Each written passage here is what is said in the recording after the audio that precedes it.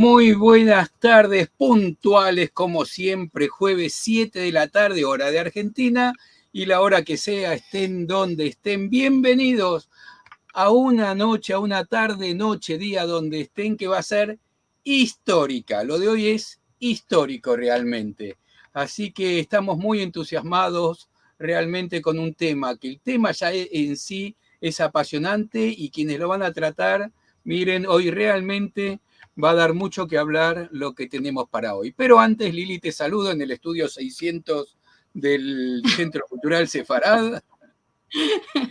Hola Marcelo, hola a todos. Siempre es un gusto recibirlos cada jueves en nuestra actividad y siempre creemos que lo último es lo mejor. Como decía Marcelo, hoy una maravilla, estamos muy entusiasmados nosotros y creo que a ustedes también les va a sorprender la presentación de hoy. Pero como cada semana vamos a empezar con las próximas actividades.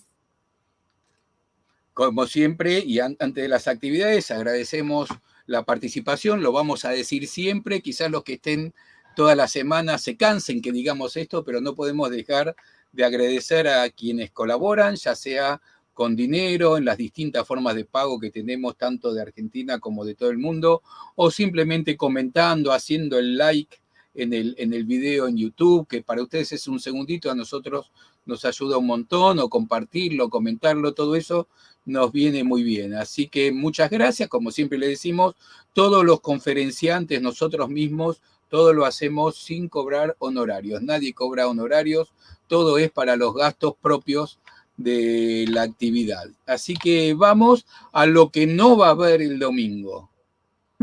Sí, este domingo no vamos a tener nuestra actividad de encuentros de Al-Had, la actividad en Ladino, porque vamos a empezar con la festividad de Sukkot y entonces vamos a estar celebrando en las cabañas nuestra festividad, así que no vamos a tener encuentro, pero el siguiente ya volvemos. ¿Y qué tenemos para la semana que viene? Y estamos con todas charlas históricas, está fabuloso esto.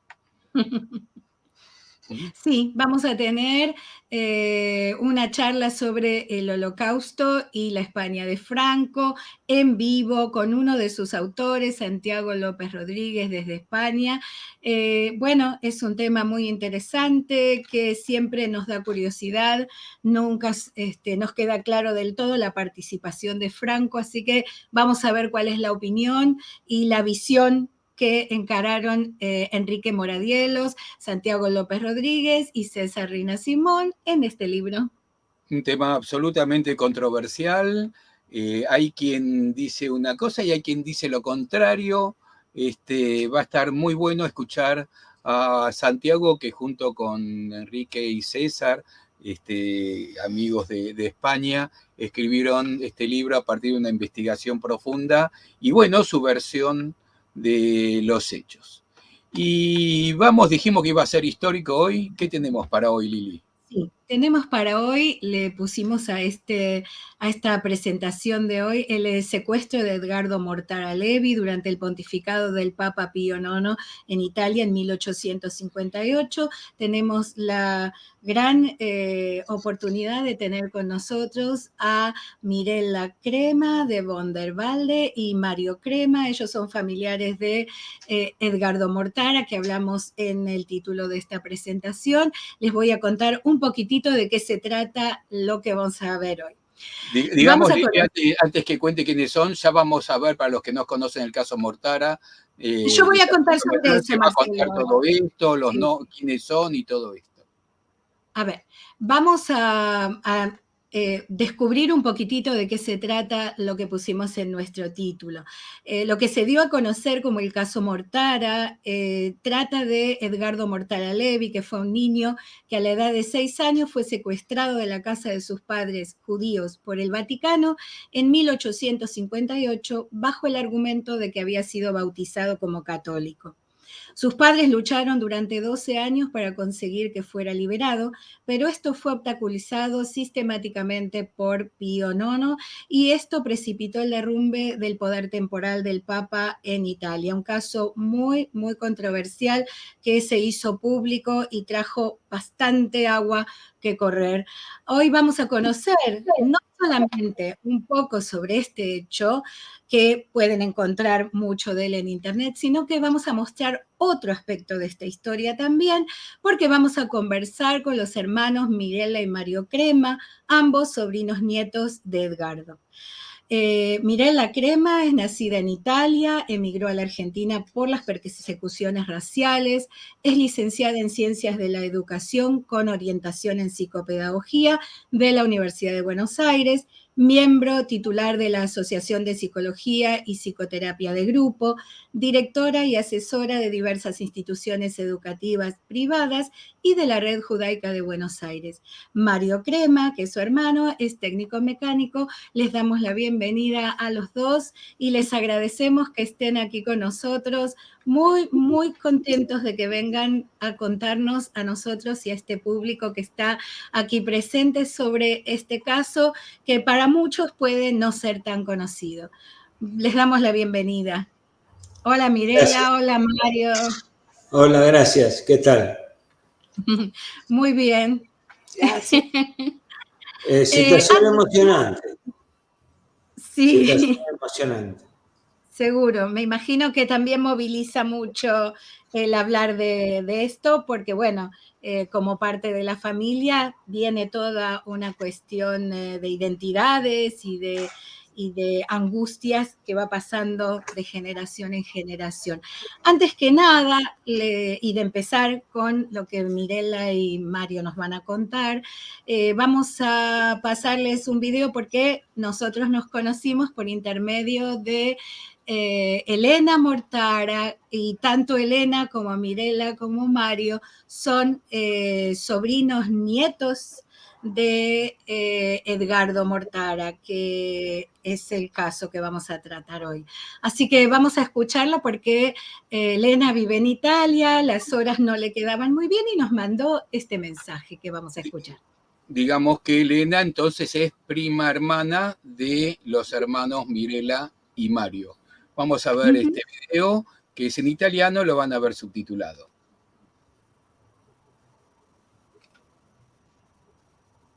¿No se escucha?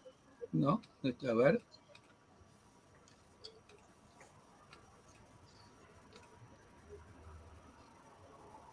No. A ver. Innanzitutto ahí va. mandare un grande abbraccio. Al principio, ahí va. Vi parlo dall'Italia e vorrei innanzitutto mandare un grande abbraccio via etere ai miei cugini Mirella e Mario Crema, che a Buenos Aires, e un saluto caloroso a tutti voi. Io sono Elena Mortara, vivo in Italia, vivo a Roma, e come i miei cugini sono una discendente di Ernesta Mortara, sorella del bambino Edgardo, che a Bologna nel 1858, bambino di famiglia ebraica, bambino ebreo, è stato portato via dalle guardie papali, creando uno scandalo internazionale che ha avuto grandi conseguenze sia nel risorgimento italiano che nella storia della emancipazione ebraica, non solo in Italia. E dunque questa vicenda familiare così vicina a noi, perché era la nostra bisnonna, la mamma di mio nonno, che era assistito a questo rapimento. Questa vicenda è stata sempre molto presente nella nostra storia, nella nostra famiglia, ne abbiamo sempre parlato. C'era mio padre che ha conosciuto Edgardo, naturalmente aveva molto presente questa vicenda, è sempre stata presente nelle nostre conversazioni. Poi per me negli ultimi anni questa vicenda familiare, di cui conoscevo l'importanza storica e oltre che il dramma che aveva creato in famiglia, è diventata anche qualcos'altro. Da un lato occasione di un impegno pubblico di cui insomma da partire dal 2000, di cui forse mio cugino Mario parlerà, e poi soprattutto motivo di studio, perché io sono una docente universitaria, studiosa di letteratura americana, e a un certo punto ho cercato di esplorare l'effetto che questi avvenimenti così clamorosi hanno avuto sulla letteratura dell'epoca, perché il punto è proprio che, dato il clamore, ci sono stati scrittori che hanno messo in scena addirittura delle opere teatrali per far sensibilizzare, per esprimere il proprio dissenso di fronte a questa violenza e per sensibilizzare l'opinione pubblica. Il primo di questi scrittori era proprio uno scrittore di origine statunitense, di New Orleans, quello che si chiamavano all'epoca homme libre de couleur, un uomo libero di colore, un uomo, oggi si direbbe un afroamericano, un uomo diciamo, di colore, appunto, come si diceva allora, che viveva a New Orleans, nella Louisiana, ex colonia francese, quindi un francofono, un uomo di lingua francese. A 19 anni è andato a Parigi e si è trasferito stabilmente a Parigi, dove il clima era più libero per le persone nella sua condizione, ed è diventato uno scrittore di successo, uno scrittore di teatro di successo. E nel 1858, quando è avvenuto questa vicenda, l'anno dopo, nel 1859, è stato il primo degli scrittori che hanno messo in scena un lavoro teatrale ispirato al caso Mortara, proprio per protestare contro quanto era avvenuto. È importante ricordare che era un cattolico liberale, che proprio proprio in quanto tale si rivolgeva al pontefice nell'introduzione a questo lavoro. Io vi faccio vedere chi era Victor Séjour, di cui mi sono appunto occupata. Vedete, vestito da gentiluomo in un cartoon del 1857, di un anno prima del caso Mortara, e a lui appunto ho dedicato poi un mio libro che si intitola Writing for Justice, cioè è uscito in America, negli Stati Uniti, e dunque sì, Writing for Justice. Vedete nella copertina c'è un quadro dell'epoca, un altro documento dell'epoca, e cioè il quadro di Moritz Oppenheim, un pittore ebreo tedesco del 1862. Quindi l'opinione pubblica era in subbuglio per quanto era avvenuto, e dunque in questo libro il sottotitolo è Victor Séjour, The Kidnapping of Edgardo Mortara, cioè il rapimento di Edgardo Mortara e l'età delle emancipazioni, perché appunto attraverso questo studio ho potuto mettere in evidenza la coesistenza, la contemporanea presenza di varie lotte di emancipazione, da quella degli ebrei in Europa a quella dei neri d'America, appunto oltreoceano, e quella delle donne. Tutto avveniva a metà dell'Ottocento. Dunque, io non soltanto come membro della famiglia Mortara, ma anche come studiosa del caso Mortara, sono particolarmente felice di questa iniziativa del Centro di Cultura Sefarad di Buenos Aires, perché viene rievocata in maniera così che sarà senz'altro approfondita la storia di questa vicenda, che deve essere presente nella nostra memoria, su cui si deve riflettere ancora oggi, e quindi mi rallegro che una pagina così importante di storia, della nostra storia dell'emancipazione ebraica, e che tanto ha influito anche, come dicevo, sul risorgimento italiano, possa essere esplorata in questo incontro. E quindi vi saluto, rimando i miei saluti più affettuosi ai miei cugini, un saluto carissimo a tutti voi e un augurio di buon ascolto, di buon proseguimento. Un saluto dall'Italia. Arrivederci. Bueno, muy emocionante, ¿eh? La verdad que estamos muy, muy conmovidos con lo que nos contó Elena y con su participación aquí. Y bueno, queremos ahora más, saber más.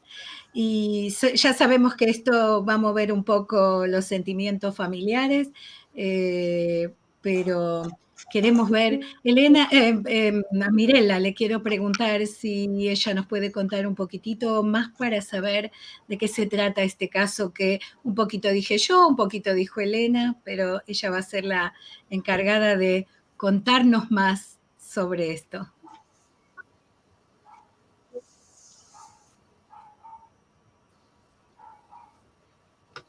No te estamos escuchando ahora, Mirela. Bueno, les agradezco muy especialmente a ustedes dos Ahora, por toda... ahora ¿Por qué? sí, ahora sí te estamos escuchando. Sí, está un poquito desfasado, pero ver. creo que es por el internet. Sí. Bueno, Sí. antes que...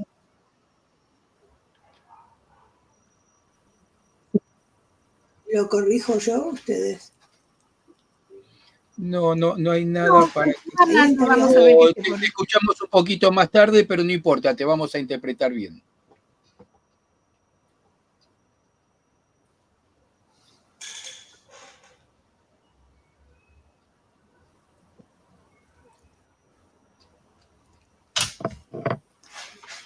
Bien, bueno, para no dilatar las cosas, realmente quiero agradecer especialmente a Marcelo y Liliana por la oportunidad que nos dieron de A ver, poder Mirela, mostrar te estamos un perdiendo. poco todo esto y Te interrumpo porque te estamos parte perdiendo. tecnológica que nos ayudaron a poder transmitirlo. A ver, Mirela, si me estás escuchando. Bueno, porque como ya dijeron, evidentemente... Te estamos perdiendo. Mira, hace media hora que estamos conectados y estaba todo perfecto, pero ahora te estamos perdiendo. A ver qué podemos hacer. ¿Te parece? Yo escucho perfectamente. Sí, pero acá te escuchamos no sé. Con delay, entonces no se entiende bien Y lo entrecortado. que... A ver, vamos a ver si ahora te escuchamos mejor, a ver, aunque sea con delay, pero por lo menos si te escuchamos.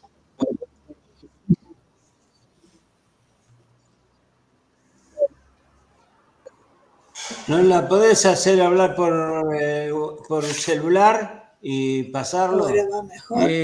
Podría ser, pero es más complicado. No me escuchan nada. Va a ser Si mejor. levanto el volumen...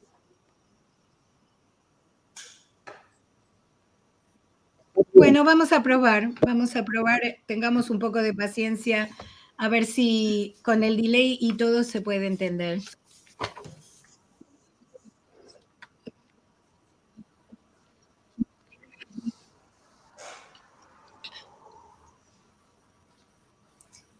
Voy probando, voy hablando a ver si se puede corregir. No, podés hablar mejor? lo que nos quieras contar y vamos a ver cómo se desarrolla. Vos, contanos. No, bien. Bueno, nuevamente les agradezco, voy a abreviar un poco esto. Quiero agradecer a ustedes por darle la oportunidad de mostrarles todo esto, a toda la generación de primos que han colaborado para rescatar a lo largo de 20 años la historia familiar, que evidentemente nos llega de muy cerca.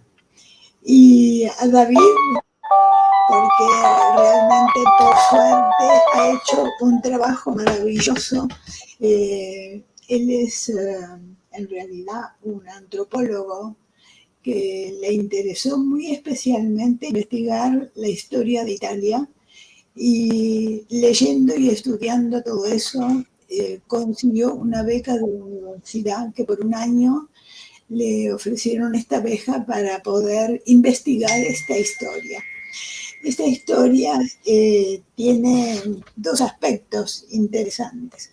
Por un lado es el proceso de toda una historia familiar con los inconvenientes que ahora les vamos a contar, y por otro lado la repercusión internacional que tuvo este hecho.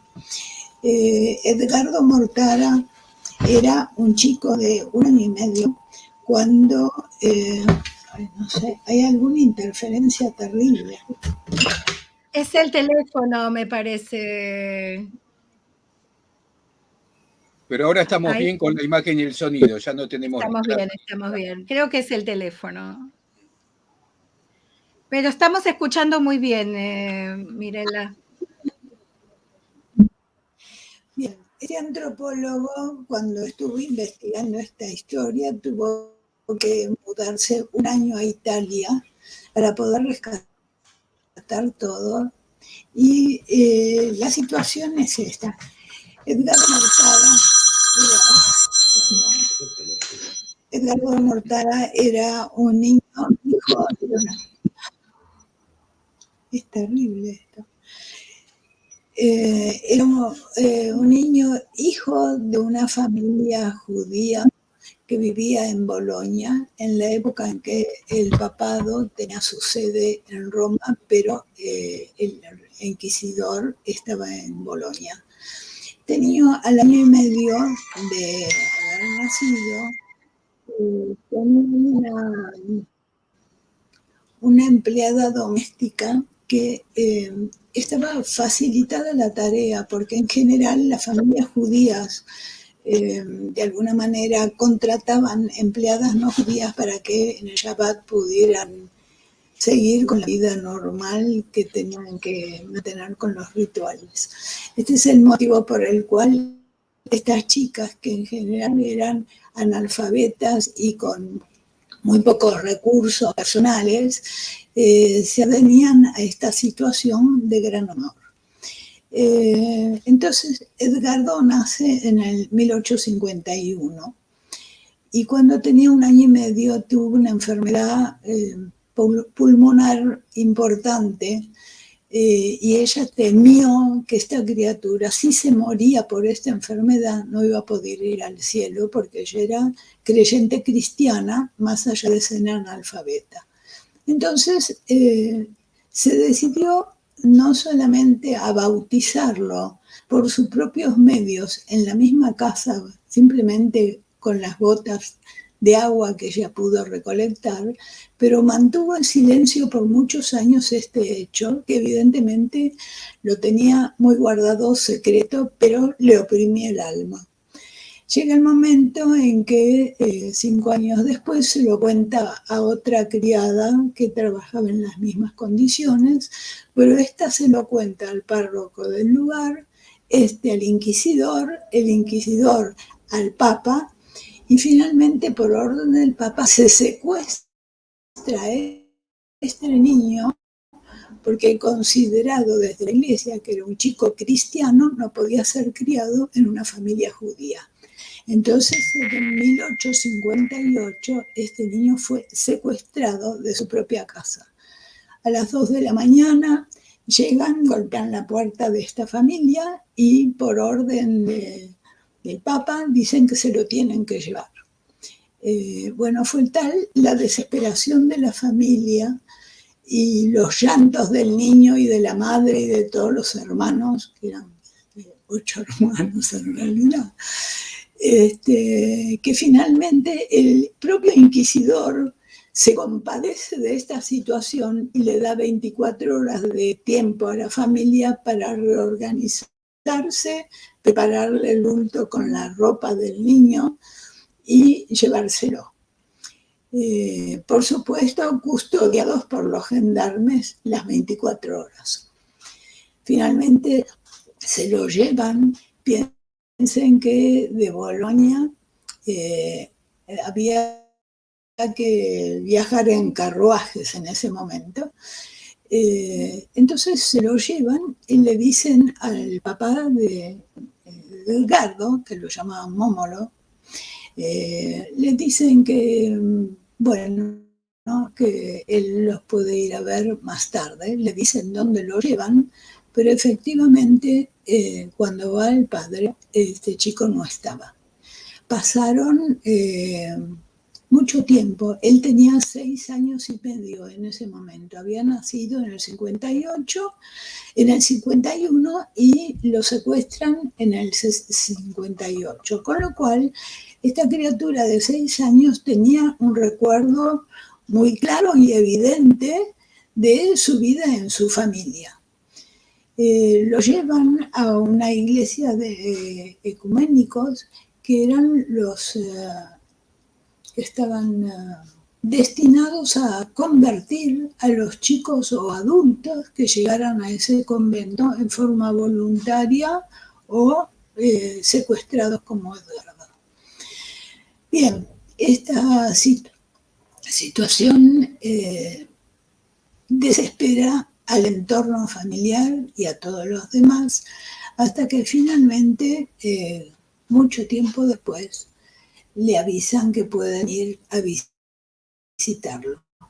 Pasaron 4 años hasta que lo pudieron ir a ver, y el encuentro entre la madre y Edgardo fue tan terrible que le prohibieron de ahí en más a la mamá de visitarlo, porque realmente estaba prácticamente desmayada de desesperación. Los trámites, por lo tanto, los siguieron el padre. Venía a Roma para ir a pedir clemencia por esta situación. Tardaban 2 días y medio de carroza por las rutas de tierra y pernoctando en el camino. Es decir, que era todo muy terrible. Bien, voy a cortar un poco la historia para pasar a qué hizo después Edgardo, porque si no, me parece que nos vamos a pasar de tiempo. Y es importante, me parece, marcarlo. Esta criatura fue por tiempo imposibilitada de ver a su familia, y el Papa se ocupó de seguir la evolución de esta criatura hasta que él mismo se mencionó como el padre del niño, manteniéndole toda la educación a través del dinero que él invertía para la educación de esta criatura, que evidentemente era muy inteligente, aprendía muy bien y se había identificado con esta nueva cultura que le querían imponer. Pese a todo, bueno, fue muy terrible que él tuvo que pasar por varios episodios. Se escapó a los 17 años para ir a otro convento, y creo que son detalles que no tienen demasiada trascendencia, pero a los 21 años finalmente consiguió los hábitos, a partir de lo cual el Papa estaba tan orgulloso de este hijo pródigo que había conseguido, que decidió mantenerle una renta vitalicia para que pudiera seguir con los trabajos de la orden. Bien, todo esto aparece en un momento determinado en que Italia estaba en un proceso también de empezar a querer liberarse de toda esta situación donde la Iglesia tenía una importancia demasiado grande. El valor de este libro que escribió Ketzer es porque realmente él logró rescatar toda la información que se pudo obtener de los documentos reales, tanto de la situación política, social y económica de ese momento, cuanto de cómo terminó la historia de esta gente.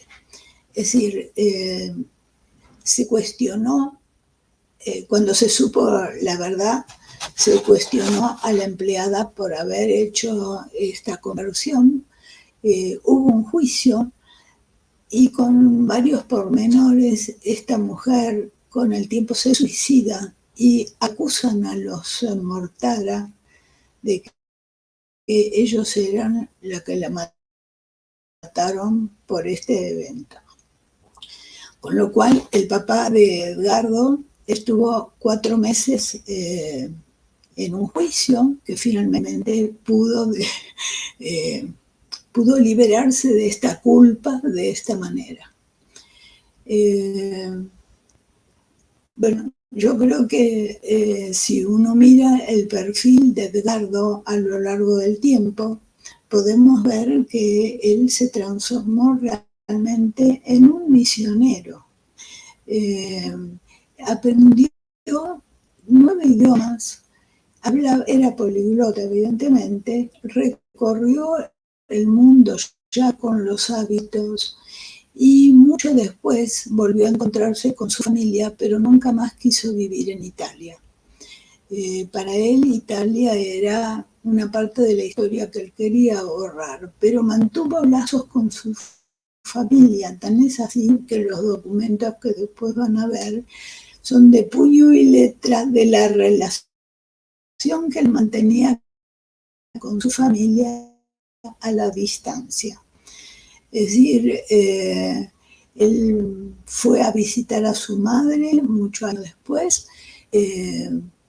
Mi mamá recuerda cuando tenía 8 años de haberlo visto a este hombre tan alto, flaco, mal vestido de negro, que le impactaba la figura de este hombre por el tamaño que tenía y por cómo estaba vestido fuera de la lógica. Pero él, toda la ropa que le daban la donaba. Era un misionero. Y él lo que se lamentó toda su vida, esto no dicho por mí, sino porque figura en el libro, es que para él fue tan doloroso no haber podido convencer a su familia de que se cristianizaran ellos también. Era tan devoto de la religión católica y de esta protección papal que él tenía, que él se lamentó toda su vida no haber logrado convertir a la familia. Bien, entonces él visitó también a su familia mucho después, en circunstancias, viajó por todo el mundo y murió en el 39. Es decir, época en que nosotros impacta como que esta historia es contemporánea prácticamente, cuando hablamos de una época donde prácticamente era como vivir en la Edad Media. La gran movimiento liberal de Italia, apoyado por Garibaldi, por todos los patriotas de esa época, influidos por la corte francesa también.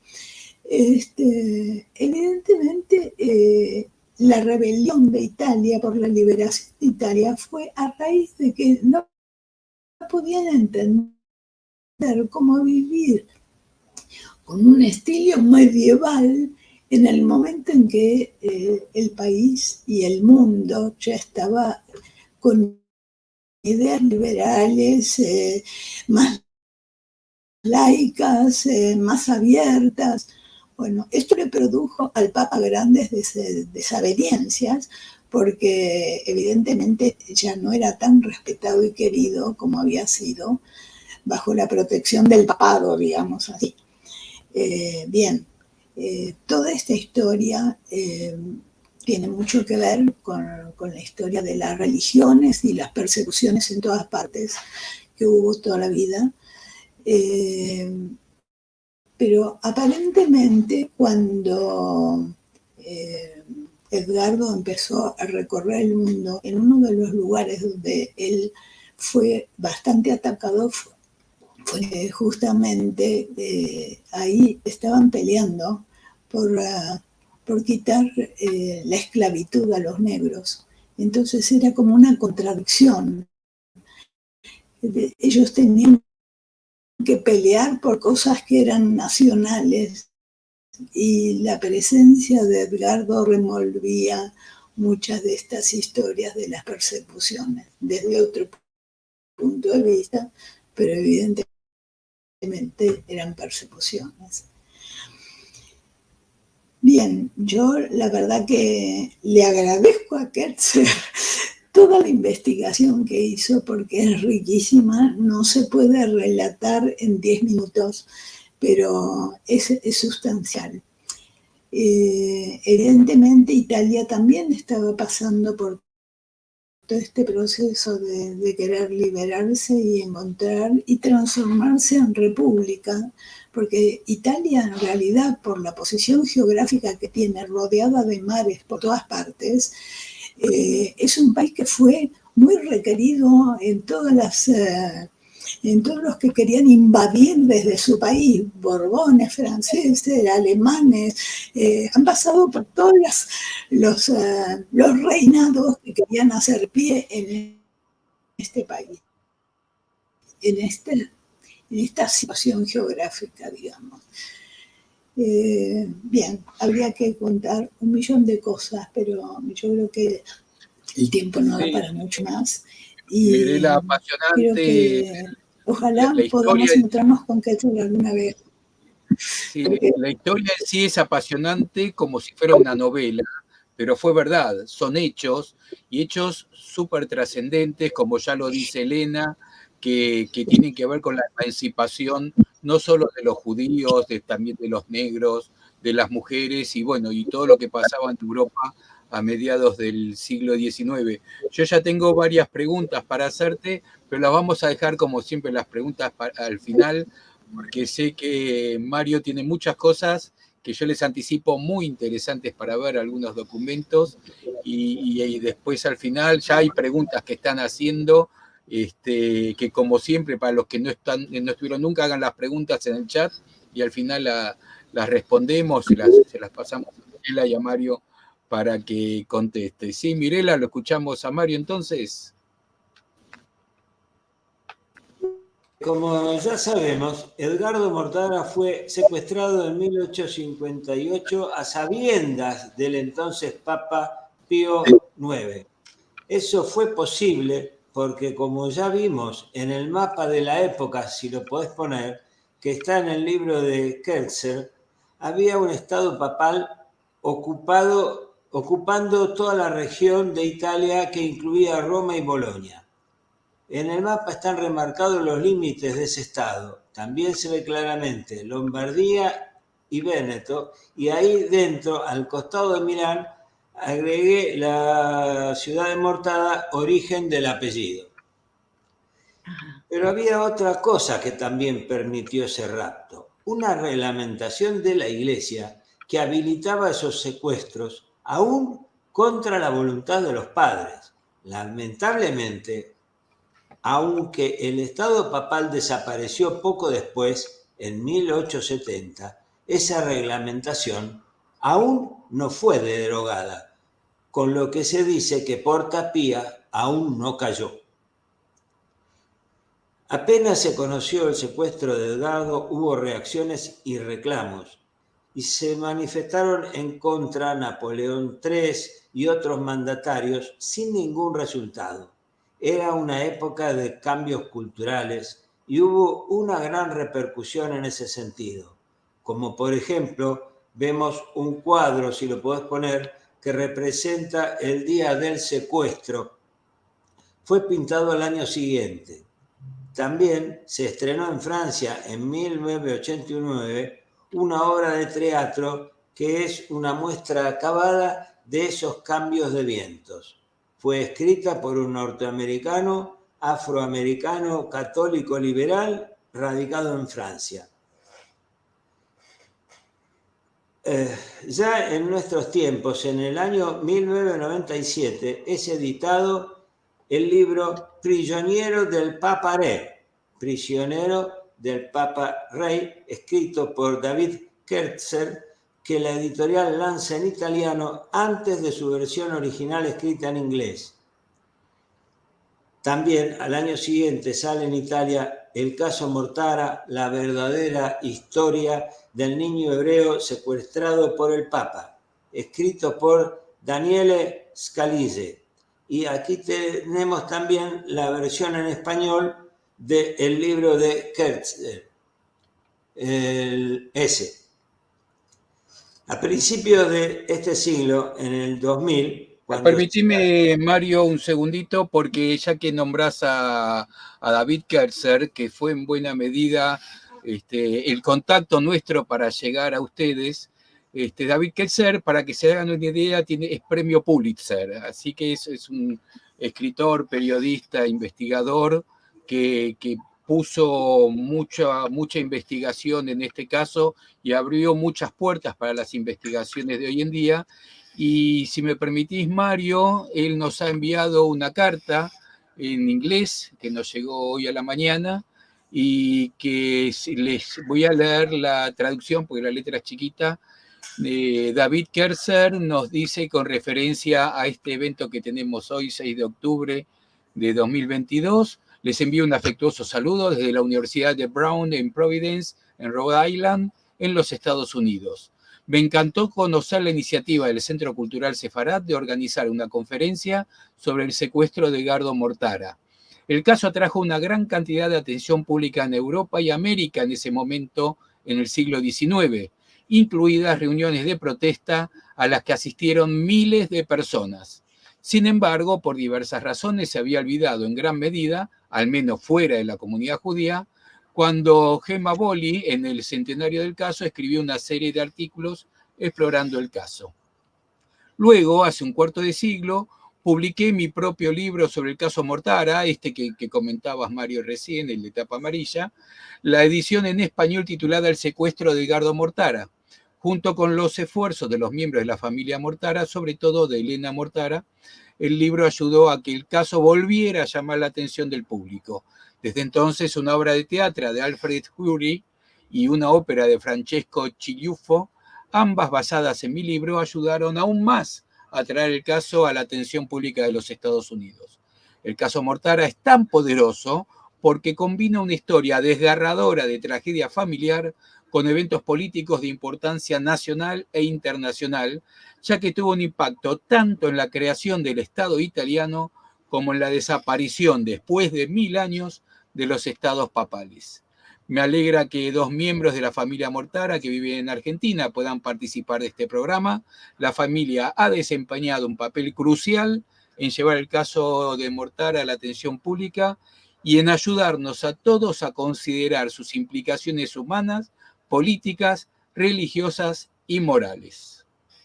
Agradecemos desde ya a David por los contactos y por este mensaje que no hace más que resaltar esto que venimos diciendo, que no es solamente un hecho casi novelesco, sino que tiene una trascendencia fundamental en la historia de Europa y siendo la historia de Europa, trasciende a todo el mundo de mediados del siglo XIX.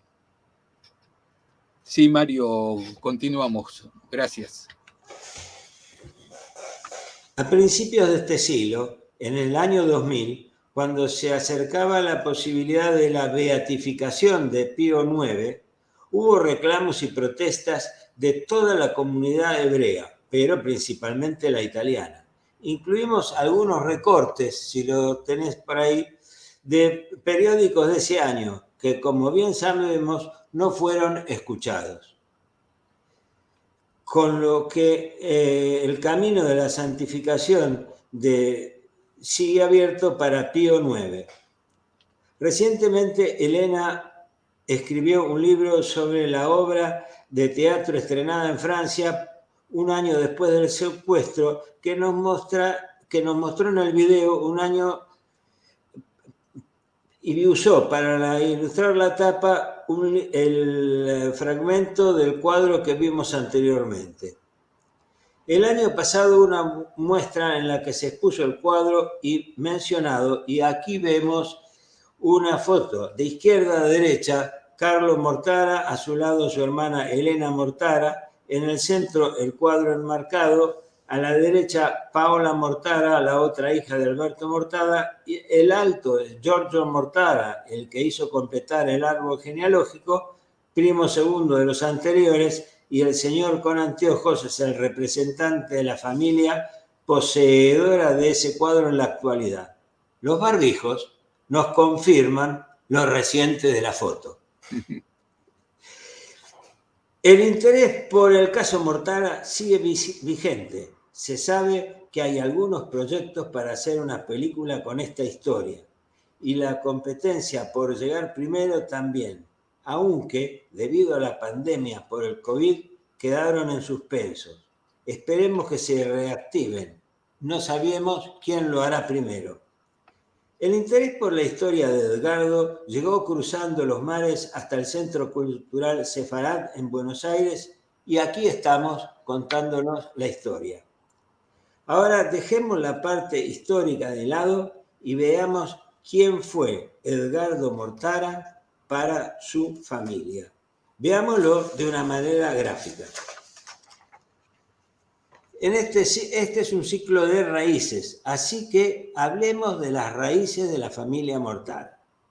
En 1939, cuando recrudecieron los problemas para los hebreos que habitaban Italia con las restricciones para los judíos, pudieron tener que no podían tener personal católico y comenzaban las persecuciones. Roberto Mortara comienza a buscar lazos familiares. Más adelante sigue la tarea de su hijo Edgardo y finalmente Giorgio Mortara actualmente se ocupó de completar el árbol familiar. En él vamos a ver reflejada toda la historia familiar y nuestro vínculo familiar con Edgardo. La pesquisa en busca de antecedentes llegó hasta 1580, con el nacimiento de Lazzaro Levi Mortara, último dato cierto de la certeza, de cierto grado de certeza. Habían pasado 88 años desde la expulsión de los judíos de España, pero eso no nos asegura que vinieran de allá. Subiendo por el árbol genealógico, por el tronco, encontramos 7 generaciones después. En 1747 nace Samuele Mortara. Miren la línea negra. Su hijo, Salomone David Sabatino Mortara, comúnmente conocido como Momolo, se casa con Marianna Padovani. Uno de sus hijos es precisamente Edgardo Mortara, que hoy es el centro de esta charla. Mírenlo en el cuadro rojo. Su hermana Ernesta se casa con su primo Eugenio Levi Mortara. Sigan la línea verde. Y tienen 3 hijos, Vittorio, nuestro abuelo, Margherita y Roberto. A esos 3 sobrinos, Edgardo les obsequia un libro. Vemos la tapa dedicada, si la podés poner, de puño y letra, fechada 9/7/1891. Ya hacía 33 años que había secuestrado y trataba de mantener el vínculo familiar. En 1934 se casaron nuestros padres. En esa ocasión, Edgardo se hizo presente con una nota dirigida a sus queridísimos nietos Margarita Mortara y Augusto. Y también les dedicó un soneto, si lo podés poner bien.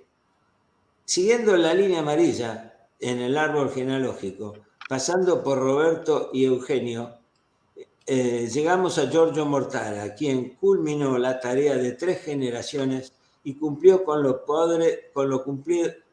prometido a su padre, terminando la tarea, y hoy podemos ver claramente los vínculos familiares.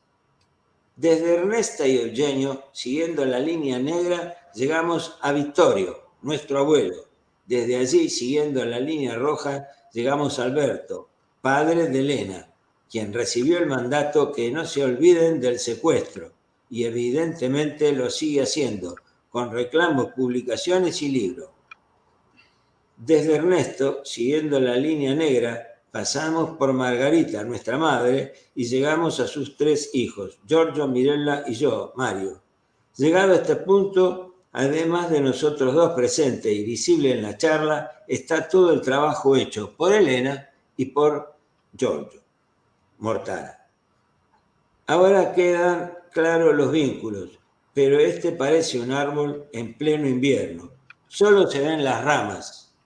Gracias al esfuerzo de Giorgio y su equipo, hoy vamos a ver cómo se ve el árbol en plena primavera, como la que estamos viviendo hoy en Buenos Aires, porque con gran esfuerzo llegaron a terminar el árbol genealógico completo para esta charla.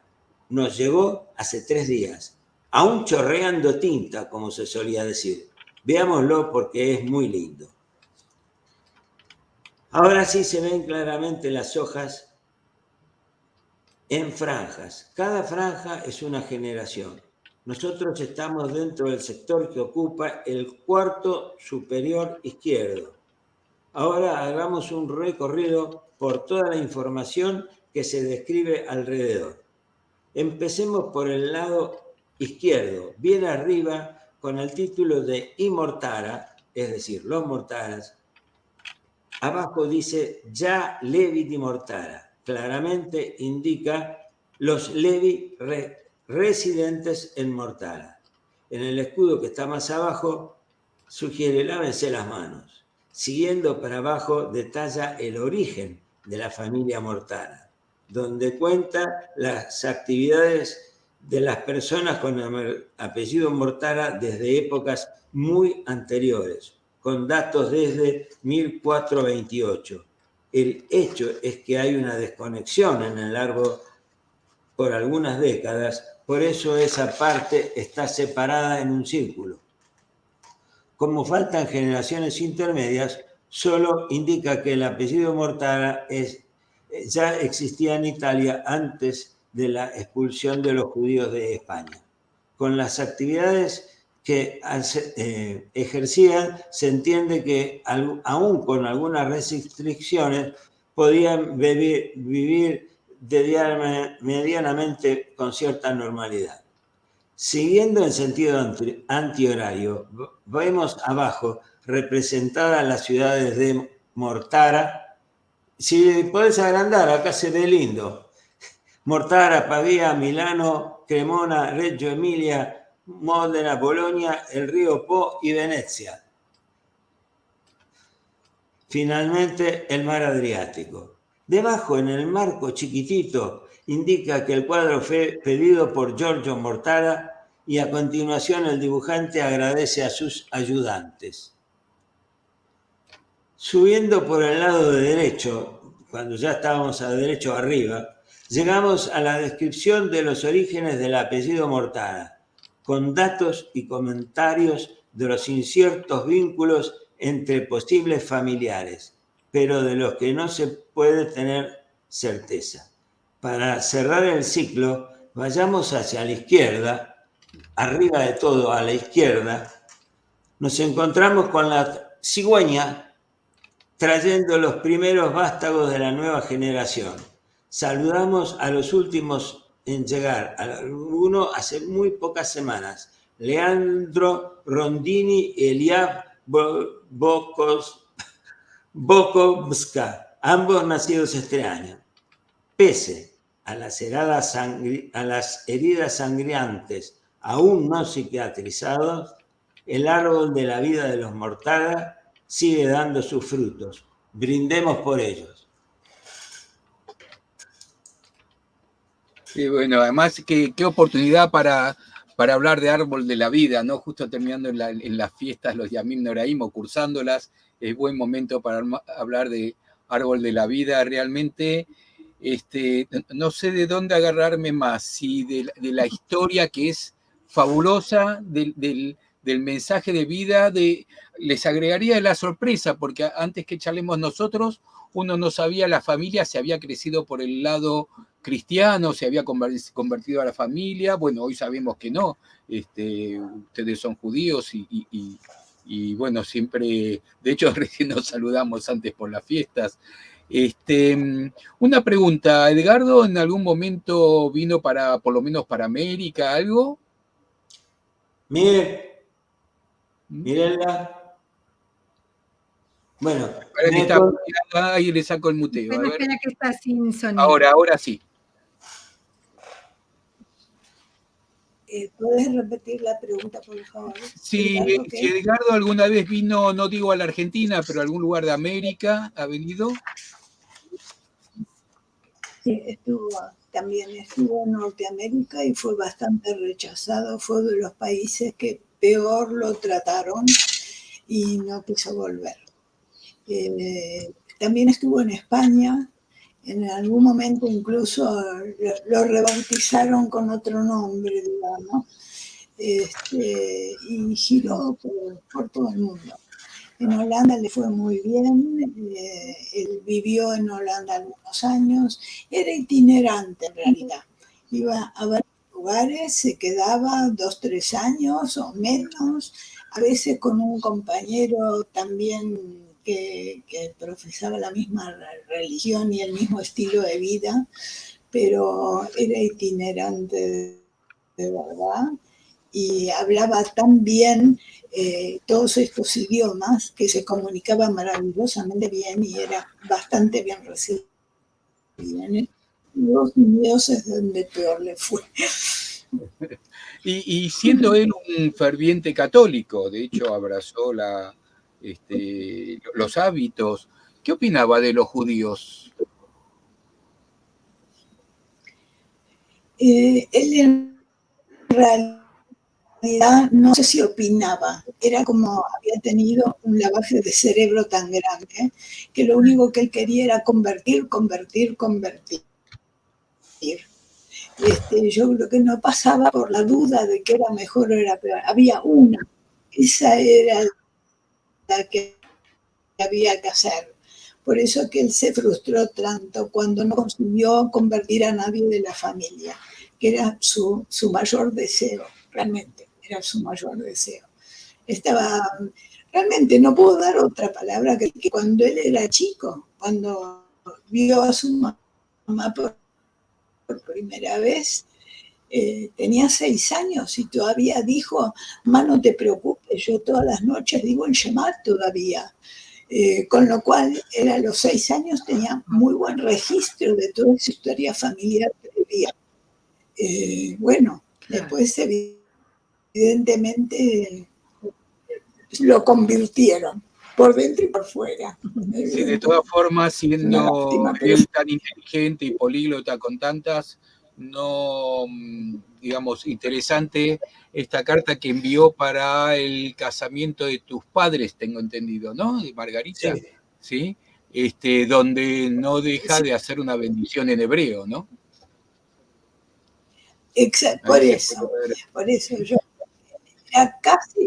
esta es una interpretación mía, perdón que nadie lo dice y a lo mejor no lo aceptan, pero él tenía una personalidad muy terrible, sufrió mucho, interpretado psicológicamente, este chico tenía 2 cabezas adentro de su propia cabeza.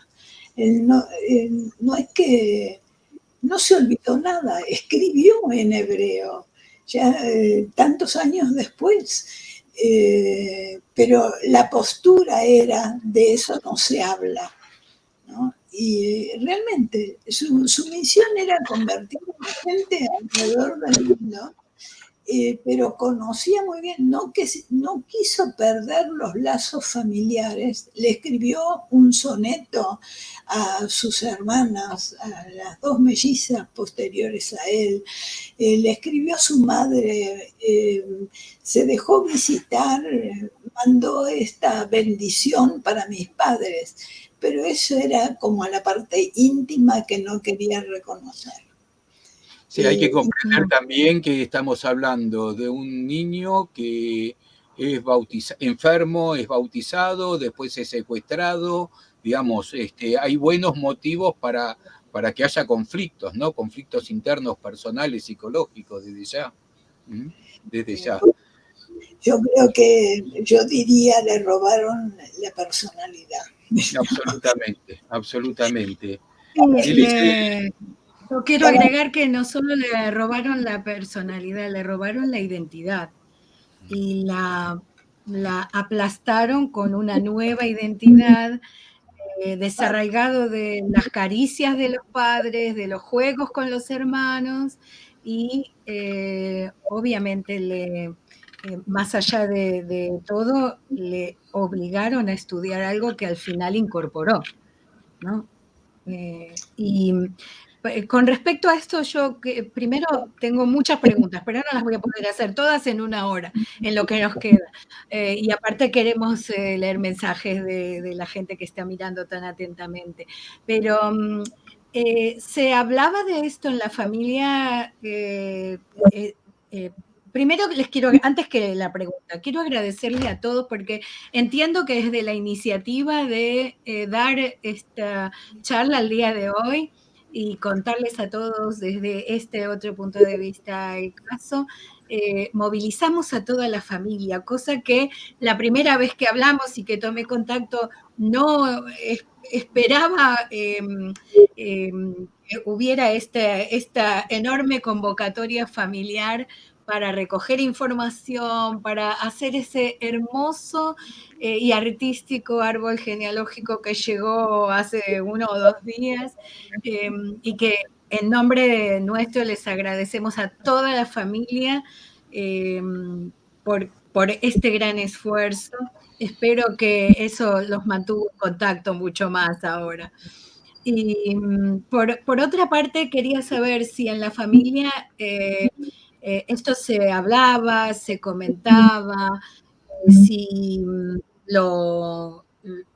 digamos, lo contaban entre las tías, entre las madres.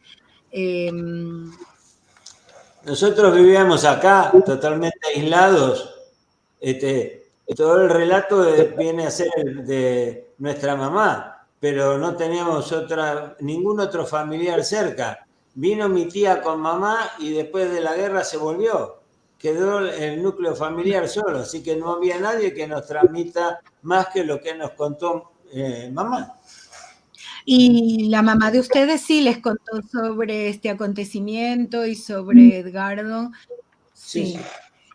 En casa era una historia muy conocida. Era lo zio Prete, así se lo llamaba. Edgardo lo zio Prete, ¿no? Es el tío cura. Evidentemente, nunca nadie se ocultó esta información, pero yo creo que era más el recuerdo triste de la pérdida y de la transformación de él que otra cosa. Pero estuvo siempre muy presente esta historia de los tíos. Sí, a mí me parece fantástico esto de que la familia haya decidido no ocultar esto, sino por el contrario, promoverlo y que se sepa la importancia de esto, la trascendencia que tuvo, y yo creo que es una forma casi de curación de la familia, ¿no? De esto de poder enfrentar qué es lo que pasó, que por supuesto el último de los culpables es Edgardo, digamos, acá hay una cuestión histórica del Papa de Pío IX y una situación histórica que es la que fuerza toda esta historia.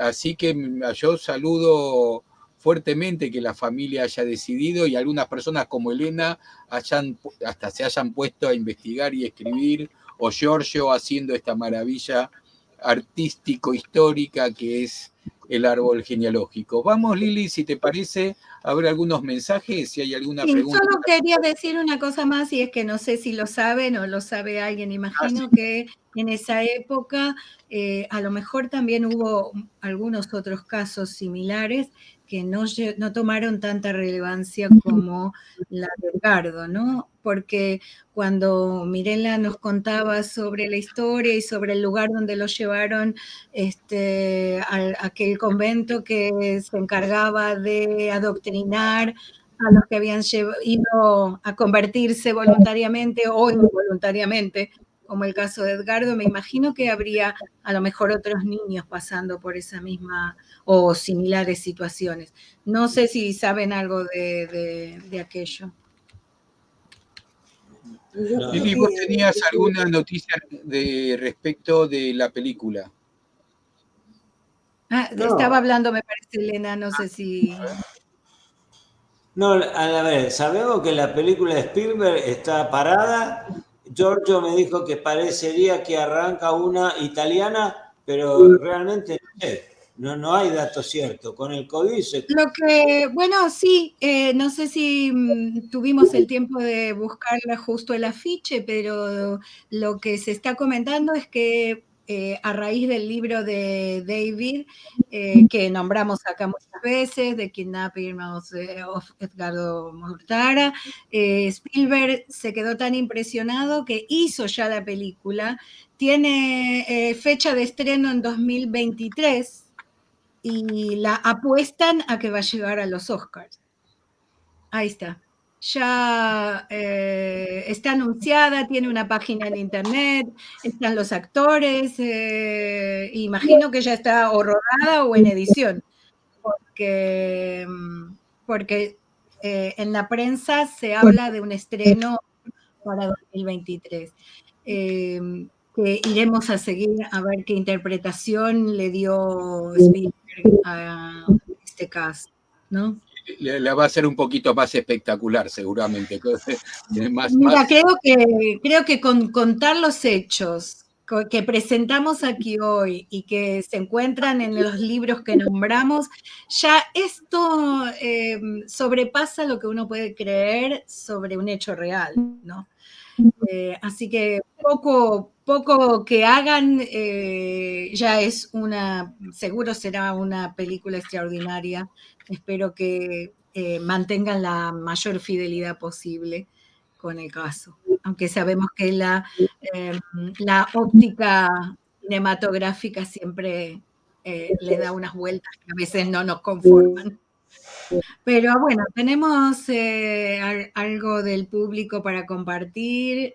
Juan Derecho, que está desde tempranito, nos dice paz y saludos a todos. Betty Estrada, saludos con mucho interés desde México. Alberto Becasis, Yana Tobá desde Nueva York. Luis y Guillermo Vázquez, Yana Tobá desde Providence, Rhode Island, muy agradecido por abrir espacio al tema de hoy. Adrián Toro Quintero, shalom para todos y todas, un saludo especial y abrazo fraternal después de Yom Kippur. Gustavo Calatayud, saludos desde México. Alan Carciente, buenas tardes desde Caracas, Tiskun Lechanim Rabot, lo mismo para todos. Adrián dice, desde el punto de vista filosófico y desde la halajá, esta conversión se constituye en forzada, un bautismo precedido de un rapto, de un delito. Edgardo fue un anusim. Bueno, mucho para discutir sobre el término de anusim. Y hace una pregunta, ¿hay ediciones del libro en español o italiano? Sí, hay ediciones que se pueden comprar en Amazon del libro, creo que de todos los libros, pero el de David seguro está en español. Viejo Randall dice saludos. Se llama Eva Plage. Adrián dice, otra pregunta, ¿cuál fue la postura de Edgardo frente a sus raíces judías? Bueno, un poco ya hemos hablado un poco de esto. Acá. Y desde el punto de vista religioso, al ser muy católico, ¿nunca contempló o previó un retorno a sus verdaderas raíces? Bueno, ya hablamos también más o menos de eso. No. María del Carmen Farías Dávila, historia triste, saludos desde Saltillo, Coahuila, en el noroeste de México. Adrián dice larga vida y saluda a la familia Mortara. Werner Miles, saludos desde Londres, una historia casi increíble, fascinante y muy importante. Nos ayudará a entender algo de los cambios del último siglo y medio. Un árbol estupendo, gracias a los Mortara y los Crema. Adrián dice, en la historia hay varios casos de raptos. El 18 de diciembre de 1943, en Lebensborn, se remitió a la familia, uy, qué difícil de decir,